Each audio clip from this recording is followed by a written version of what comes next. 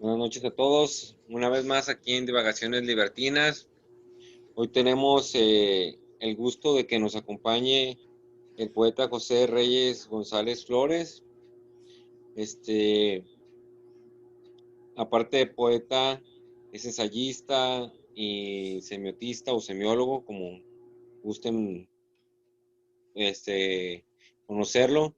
Es doctor en humanidades por parte de la el doctorado de humanidades por parte de la Universidad de Guadalajara. Es eh, Premio Nacional de Poesía de Sor Juan Inés de la Cruz y es profesor e investigador en la Universidad de Guadalajara.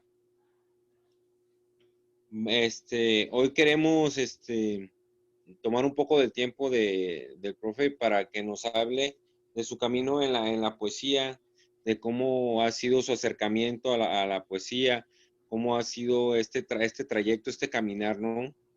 Que nos lleva a todos los que estamos inmiscuidos en la literatura. Y queríamos como charlar con él y que nos contara mucho, tanto de lo que él tiene para aportarnos, ¿no? En este camino de la literatura. Este, Profe, si nos quiere comentar cómo, cómo fue como su primer acercamiento a la literatura. Muy curioso, porque eh, que sería ya por los 13, 14 años que conocí una chica y pues ahí andaba yo queriendo quedar con ella y ella me decía, no, no, es que yo soy poeta, yo escribo poesía. Y así como que me hacía al lado, ¿no? Y en una ocasión llegó y me entregó un poema y dijo, mira, acabo de escribir un poema. Y luego lo leí y decía, esta noche puedo escribir los versos más tristes. Entonces yo lo leí, dije, este poema no es de ella, lo leí en algún lado.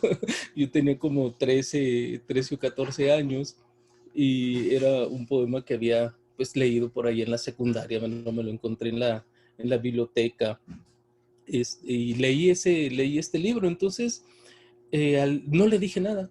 Al día siguiente yo llegué con un poema que yo sí escribí. Entonces llego y le entrego el poema y pero pues era un poema así como muy entre lo cursi, la rima, estas rimas así de muy bajo eh, valor y pues así como muy enamorado también, ¿no? Entonces así comencé en una suerte de conquista y también en un plagio. Desde entonces dije, ahora entonces mi camino va a ser la denuncia de los plagios. Entonces, pero no, nunca le dije. Yo después busqué libros por mi propia cuenta y eran libros pues muy básicos. Recuerdo que uno de los primeros libros que yo compré, ya así con mis ahorros de semana, pues tenía 13 años, ¿no? ¿Qué puede uno con que a esa edad más que lo que le dan a uno para los camiones para ir a la escuela? Y lo ahorré y me fui a un puesto de periódicos y me encontré un libro de Manuel Acuña y lo comencé a leer. Dije, ah, bueno, ya posteriormente encontré a un amigo y yo le dije, mira lo que estoy leyendo a este poeta. Y me dijo, bueno, pues está bien, léelo, pero creo que no es lo mejor. Y me dio el libro de José Emilio Pacheco, Fin de siglo. Entonces era un salto así radical de Manuel Acuña a Pacheco y comencé a leerlo. Entonces yo tendría pues ya los 13 casi los 14 años cuando comencé con este tipo de lecturas ya muy formales con Pacheco y luego después me fui con toda esta serie de lecturas mexicanas, Eulalio González de León y hasta que llegué a autores como, no sé, Rubén Bonifaz Nuño. Entonces la lectura fue un salto así muy radical, o sea, de un escritor muy incipiente, que no es malo, o sea, está bien en, en el camino en el que estaba para su escritura, pero ese cambio de radical de Acuña a José Emilio Pacheco, a Rubén Bonifaz Nuño, que es extremadamente, pues es un intelectual y un poeta extraordinario. Y claro, llegué también a Octavio Paz y luego después a la poesía española, ¿no? A Miguel Hernández, por ejemplo, a Luis Cernuda.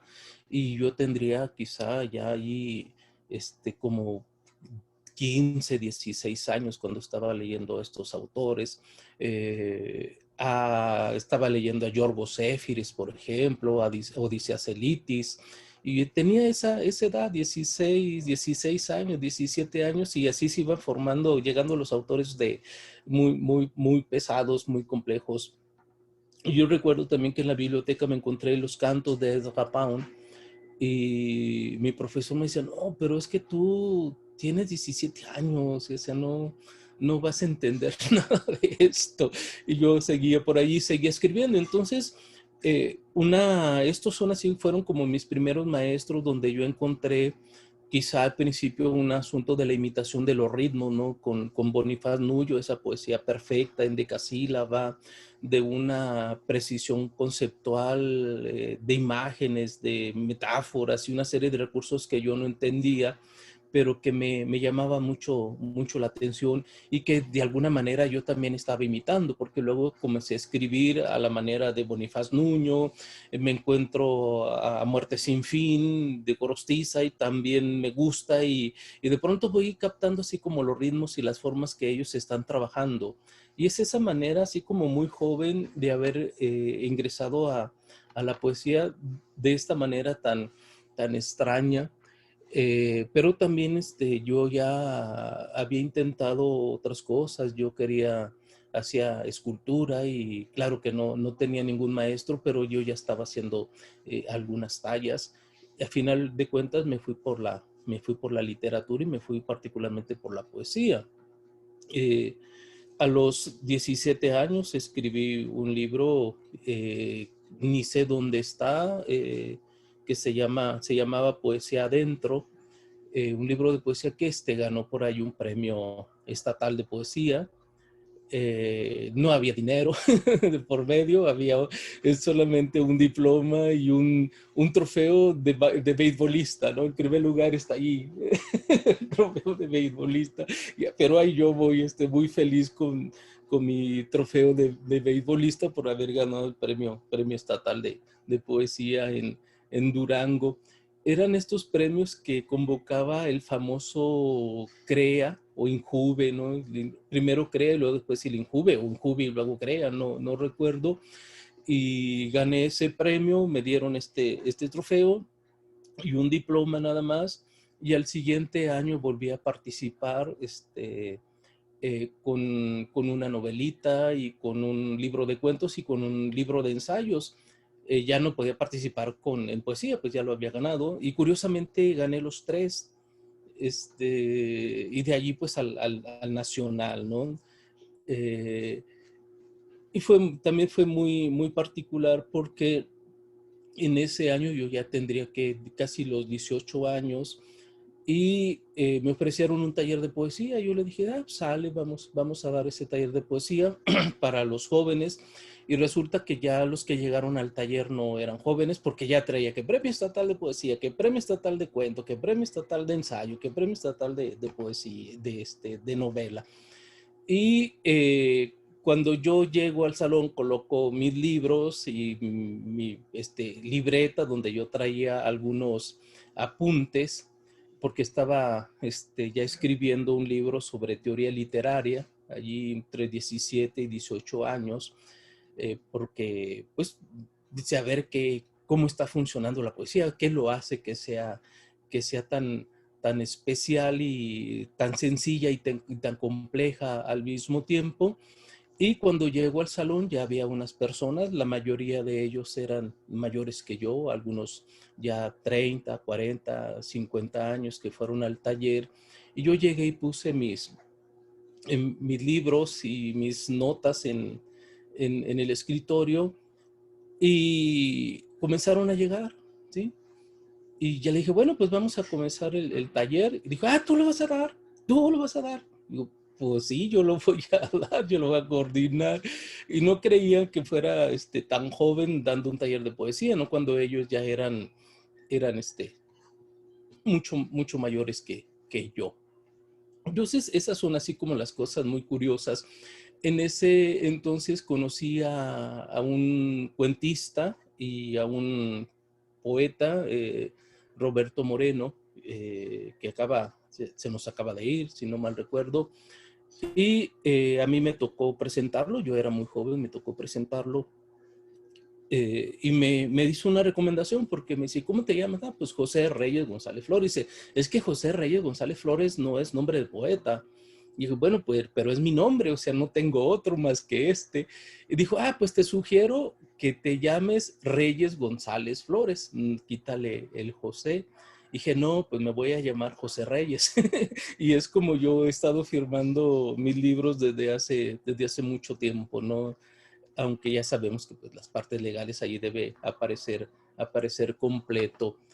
Y comencé a conocer muchos escritores, Edmundo Valadez, por ejemplo, lo recuerdo, porque participamos juntos en una antología de poesía de Durango, y luego después también en una antología de cuento. Ahí estuve participando con él, era una persona muy generosa, eh, generosa en todos los sentidos, y él me aportaba información o me decía, no, mira, vete por aquí, vete para allá, en el asunto del cuento, no en el asunto de la poesía, como que algo me veía por ahí, y al final de cuentas yo me incliné por el texto poético. Después de esos autores de esta juventud, conocí a Germán Lizarzubide. Y yo le decía a Germán Lizarzubide porque yo estaba leyendo Libertad bajo palabra de Octavio Paz. Y yo fui a su conferencia, claro, hablando de los estridentistas, y yo traía a Paz así presumiéndolo en un libro de pastadura muy bonito. Y luego lo ve y dice, no andes leyendo esas cosas. Y ya fue a hablar sobre los estridentistas y a final de cuentas terminó hablando de Juan Rulfo, del poeta Juan Rulfo, ¿no? Y decía, bueno, es que Paz, si hubiese tenido el Llano en Llamas con eso, o Pedro Páramo con eso, se hubiera dado por satisfecho, pero no, pues no alcanzó estos vuelos poéticos que tiene Rulfo. Un autor que yo había leído unos 2 cuentos que encontré por ahí en los periódicos, no tenía como los recursos para comprar los libros. Fue posterior a esa observación de esa conferencia que yo leí con mucho detenimiento a Rulfo, e incluso escribir textos sobre la obra de Rulfo. Y ahora, hace poco, un texto también muy complejo, ¿no? Ya aplicando semióticas a, a Pedro Páramo. Y allí me decía algo muy curioso porque pues Paz estaba así como en el ambiente intelectual mexicano. Lo que se comentaba era la renuncia que él había realizado allá cuando era embajador en la India. Y contaba todo lo contrario, ¿no? Ya alguna vez lo pudiéramos comentar con mucho detalle. Y después fui encontrando otros escritores. Por ahí siempre tuve un gran maestro que me llevó a las formas clásicas, Ángel Manuel Castrellón. Él es un poeta duranguense y es un pintor, es un escultor, y siempre me llevó por las formas clásicas. Estudiamos con mucho detenimiento a Sor Juana, analizábamos los sonetos, analizábamos las formas y escribíamos sonetos. Entonces, no solo eran analizar y contar y medir, sino el manejo del ritmo clásico, como el caso del soneto, y después otros textos de Sor Juana, Divertimento, su obra de teatro.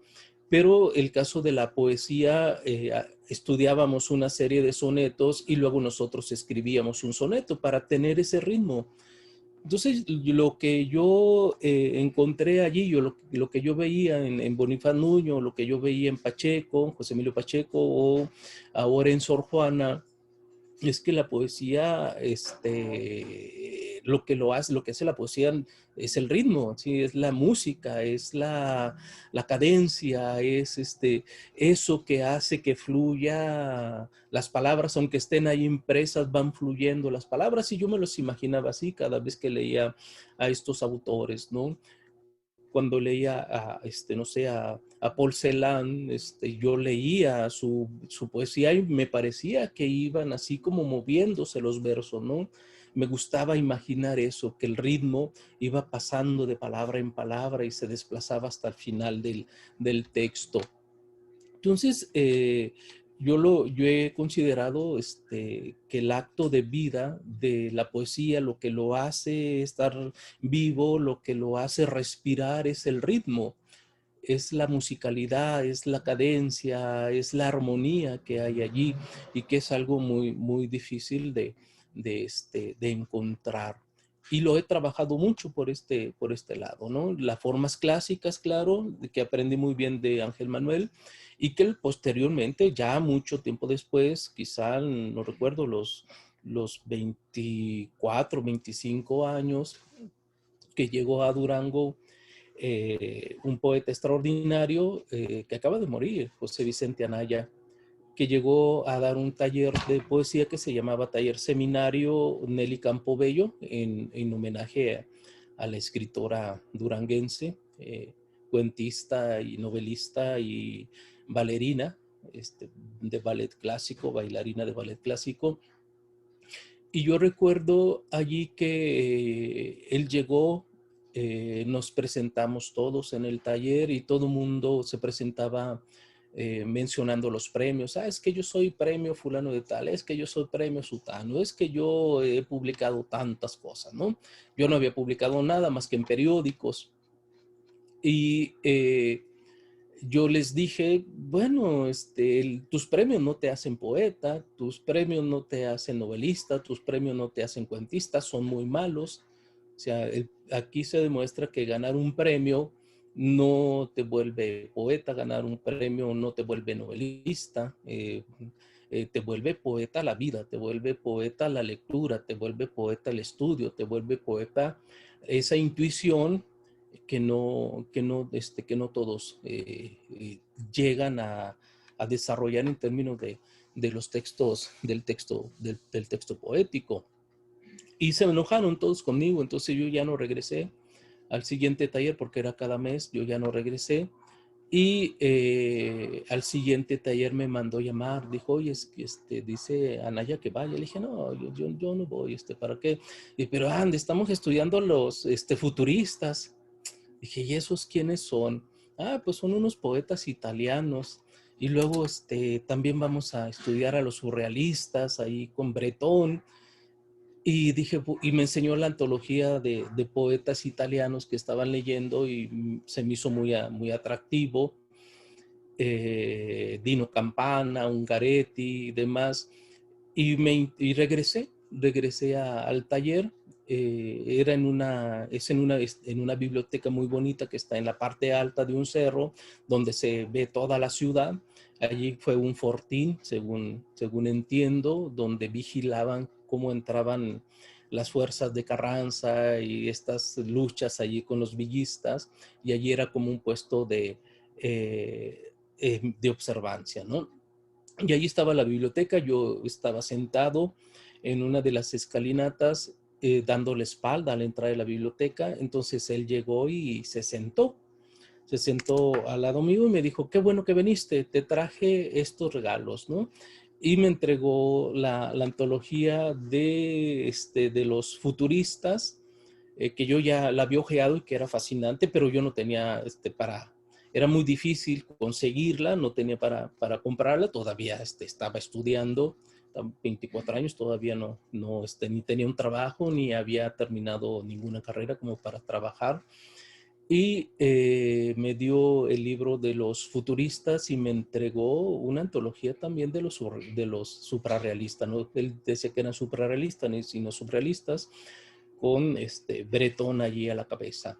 Entonces fue como otra entrada muy fuerte a una sistematización de los estudios de la literatura, porque yo también he observado que muchos de nuestros poetas, no solo de los jóvenes, sino de ya entrados en la vida, se siguen negando la lectura. Si no, es que yo no leo poesía porque me contamina leer poesía, yo soy auténtico. Digo, no, pues es que en la lectura del otro, ahí es donde está la autenticidad. Hay que ir a la lectura, no negarse a la lectura. Y todavía lo encuentro, incluso aquí en Jalisco, o en propio Durango, o en otros lugares del país donde he estado, que algunos de estos poetas no leen porque se contaminan, cuando en realidad la lectura te va a permitir entrar a una enorme diversidad de ritmos y de construcciones poéticas, ¿no? Como el caso, ¿no?, de la obra de Alejandra Pizarnik, que es prodigiosa en el manejo de los ritmos. Y así he ido por he conocido a muchas personas, después comencé a mandar libros aquí y allá y ganaba un premio y ganaba otro premio y ganaba otro premio y yo dije, pues es muy fácil ganar premios.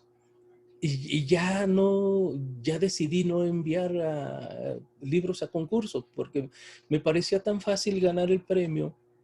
Ya los últimos ya tenían dinero, pero también yo dije, no, es que la poesía no es para esto, la poesía no es para ganar un premio que te den dinero y ganar otro premio y más dinero, y se hacía como una búsqueda del dinero y no de la poesía, se hacía una búsqueda de ganar el premio y el dinero y no la búsqueda de la poesía. Y yo estaba leyendo otros autores ya en México que ganaban premios, pero que su poesía no tenía el vuelo de aquellos poetas con los que yo había iniciado, por ejemplo, ¿no? Con un José Emilio Pacheco o con una Margarita Paz Paredes, ¿sí? O de un Bonifaz Nuño. Entonces no tenían eso, pero seguían ganando premios y ganando dinero, y yo dije, no, yo no quiero eso. O sea, la poesía no es para ganar premios y la poesía no es para que te den dinero por el premio, en el sentido de una búsqueda nada más por los premios, porque hay muchos poetas que se han dedicado a ganar premios y a ganar esos dineros, ¿no?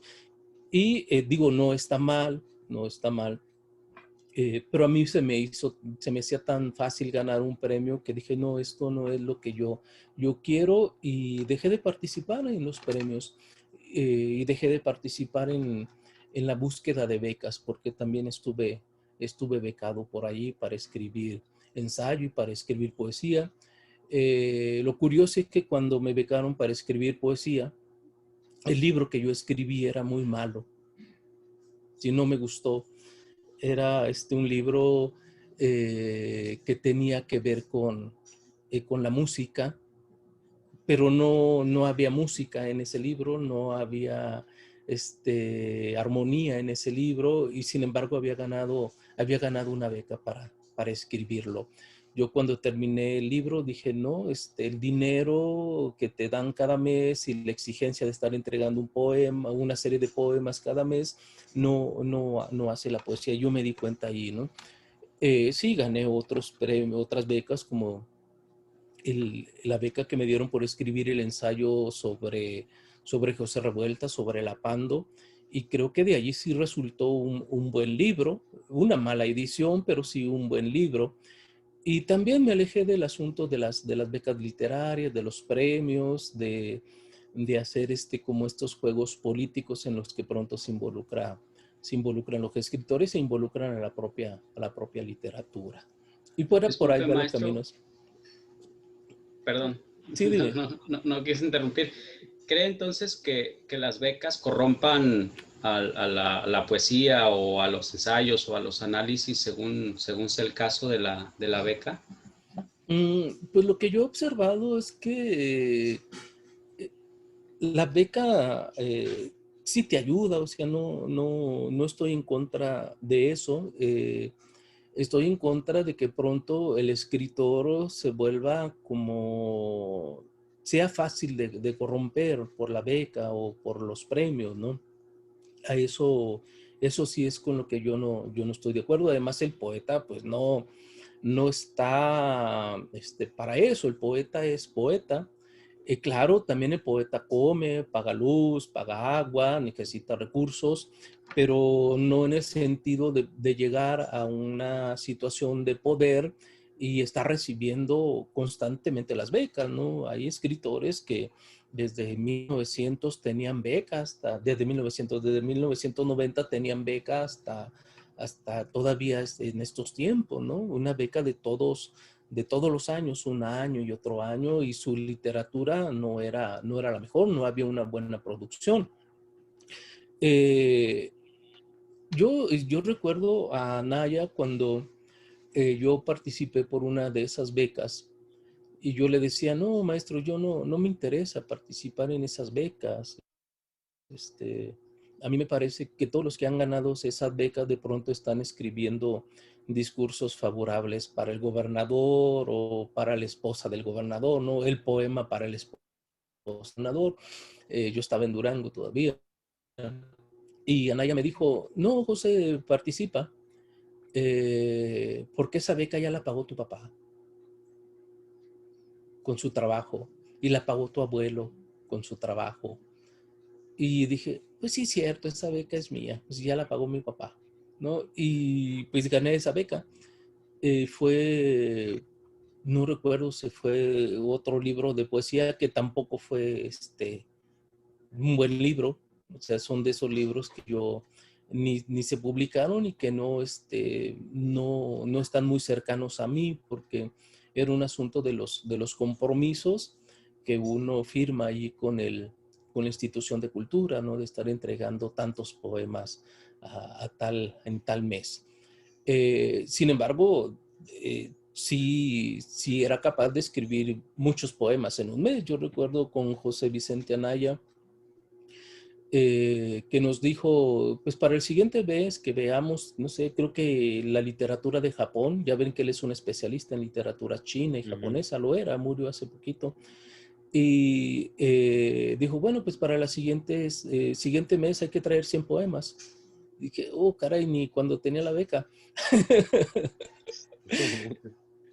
Es un montón de poemas. Y, y bueno, dije, alguna intención tiene el maestro con pedir tantos poemas, ¿no? Y sí, la intención es que uno se involucre con la poesía y que uno esté pensando a cada momento en la poesía, porque el poeta es siempre. Cuando duermes poeta, cuando se levanta es poeta, cuando camina es poeta, cuando da clases es poeta, cuando está levantando un muro es poeta, ¿sí? Es decir, y me parece que ese atrevimiento que muchos lo vieron como un atrevimiento, como que 100 poemas en un mes, era para llevarnos a comprender este proceso del compromiso que tiene el poeta con la palabra y que tiene el poeta con la poesía.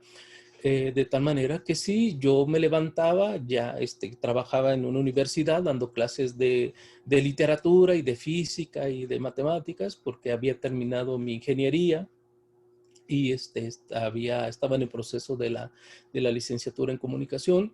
Entonces, y además, pues tenía muchas lecturas de literatura ya, muchas lecturas.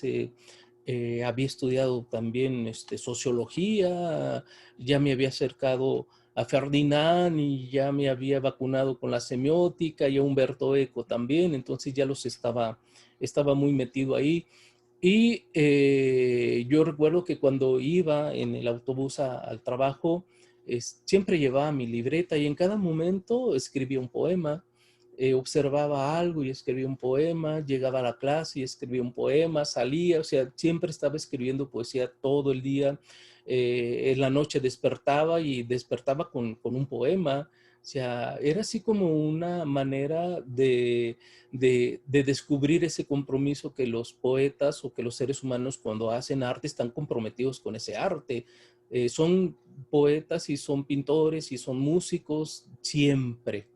Claro que no, muchos de esos textos se quedaron ahí en los ejercicios y otros pues resultaron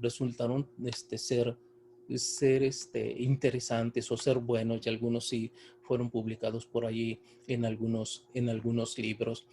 Y eso fue la enseñanza de este ejercicio con José Vicente Anaya, el descubrir cómo uno se involucra, el poeta está involucrado con la poesía. El verdadero poeta ha sido condenado por la poesía a ser poeta. Y eso pues lo fui descubriendo con estos dos grandes maestros, uno de ellos José Vicente Anaya y el otro Ángel Manuel Castrellón Parra, poeta zacatecano que radicado en la ciudad de Durango. Ese compromiso con el lenguaje y ese compromiso con la vida. Y ir descubriendo autores también en el viaje, ¿no? Porque el hecho de no estar estudiando una licenciatura que es muy en letras o en literatura que es muy ordenada y muy sistemática, tal literatura de este periodo, de este otro, de aquel. Mis lecturas en la literatura no eran así de sistemáticas, pero no significa que no fueran disciplinadas, por ejemplo, ¿no? No sé, yo agarraba la literatura del Caribe y la agotaba, todo lo que yo encontrara del Caribe, Cuba, Puerto Rico, Martinica, San Vicente, y me agarraba buscando todos los autores. O ahora decía, no, pues ahora me voy a ver qué hay en Chile, y buscaba todos los autores de Chile, sus antologías, sus obras, y ahora me voy a Argentina, y ahora me voy a Estados Unidos, yo ahora me voy a Alemania, yo ahora me voy a, no sé, a Persia o a Irán, por ejemplo, que son poetas que nunca nos llegan, por ejemplo, ¿no? O la India, por ejemplo, la India, una literatura extraordinaria, y apenas el año pasado le dieron un juego aquí en la FIL, ¿no? De traer sus literaturas, y que trajeron muy poco además. Entonces, sí, no, mis estudios en la literatura no eran así sistemáticos como se plantea una licenciatura, pero sí eran disciplinados en cuanto a la búsqueda de poetas, a la búsqueda de novelistas, a la búsqueda de cuentistas, y también a la búsqueda de las teorías que pudieran explicar esos fenómenos tan extraordinarios como es un poema, ¿no? Uno lo lee, lo disfruta, pero luego dice, ¿y qué más hay en ese poema? Y eso pues lo lleva uno por ahí los estudios literarios, o la sociología, o la antropología. Eh, y pues en el camino he encontrado a muchos buenos escritores, muchos de ellos muy famosos, ¿no? Con los que he convivido, que hemos convivido más así por el asunto de los contactos, primero por cartas y luego ya después por los correos electrónicos, y ahí está ese contacto, ¿no?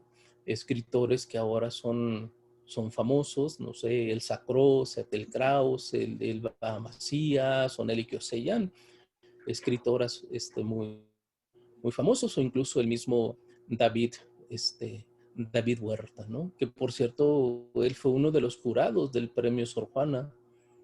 Él, fue uno de los evaluadores con ese premio a la insolación del fuego, que se quedó allí varado con los derechos de autor muchos años, pero que ya está con nosotros, y que ya se ha publicado en una segunda, en una edición ya alejada de los derechos de autor y de las instituciones. Entonces, por ahí ha ido la búsqueda de la poesía, ¿no? Y de la literatura en general. Sí, profe, entonces, nosotros en la revista hemos comentado mucho eso de que para poder escribir te tienen que pasar tres cosas, siempre lo manejamos así. La primera es que leas, después es que te pasen cosas, y después, pues ahora sí, darte la tarea de escribir, ¿no? Pero sí nos hemos cuestionado, y no sé, ahora que está usted, ¿en qué punto se rompe esta delgada línea entre yo escribo buscando trascender en el plano artístico.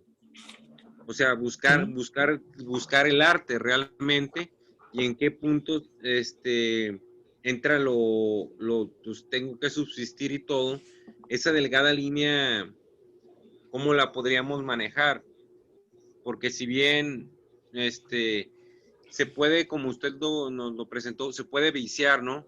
El hecho de que tú empieces a buscar las becas, a buscar los premios para como un modus vivendi, entonces, ¿qué tanto en ese punto se vuelve arte lo que estás haciendo o es simplemente una artesanía o un artefacto que realizas para obtener dinero? Sí, ha sucedido en México recurrentemente. Yo recuerdo haber conocido a un muy buen poeta, Iván Suárez Camal, que ganaba todos los premios florales, ¿sí? Tenía una calidad buena en su poesía y se había dedicado a dar talleres para niños, una persona muy generosa, pero yo observaba que mandaba, no sé, su libro al premio, no sé, los Juegos Florales de San Luis Potosí, los ganaba, y luego que los Juegos Florales no sé, de San Juan del Río, y los ganaba, que los Juegos Florales de aquí, y ya llevaba como 15, 20 Juegos Florales, y además les dan una rosa de plata, ¿no? En el juego floral, más el dinero y la publicación. Y se era así como muy, encontró una forma, encontró como la horma, encontró como la plantilla para ganar premios. Y yo fue eso a lo que eludí.